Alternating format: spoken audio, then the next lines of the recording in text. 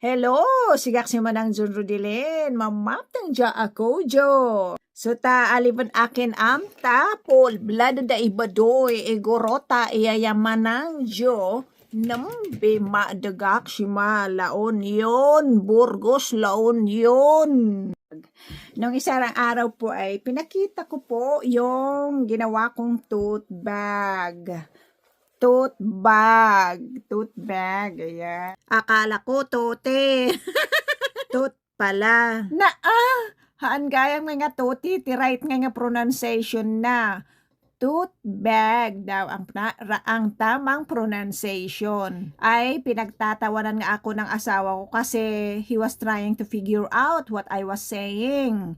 Kaya nung in-spell ko po na T-O-T-E, tote pala yung tawag nila dyan sa bag na ganyan dito sa Amerika at sa ibang bansa. Noon ang nagdata ni kasinsin ko nga Janeline nga taga Baskaringay. Baka kunain na. Nagado pa lang nga tot. Imbag ta saan nga utot.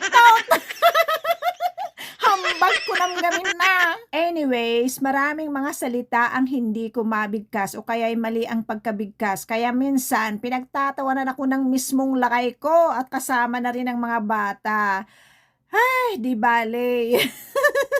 Kung noon, madali akong masaktan. Sa madaling salita, ako po ay balat sibuyas. Ito ako po ay lumaki sa Christian family. Kahit na Christian ka, kung marami kang pag-uugali na hindi pa nabago, ay isurrender mo na yan sa Panginoon. Ay akala ninyo perpekto ang atin nyo, ay hindi po. Nag-struggle din po ako sa pagiging balat sibuyas ko.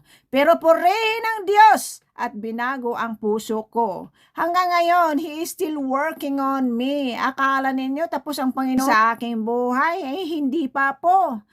But, by the grace of God, kapag ikaw ay araw-araw na nakaluhod sa harapan ng Panginoon para hingin na baguhin ang masasamang pag-uugali natin, ay araw-araw din po iyan at unti-unti pong nababago yung mga bulok natin, mga nakatagong kasalanan na hindi alam ng tao. At manalig po kayo sa Panginoong Hesus at kayo ay magbabago rin.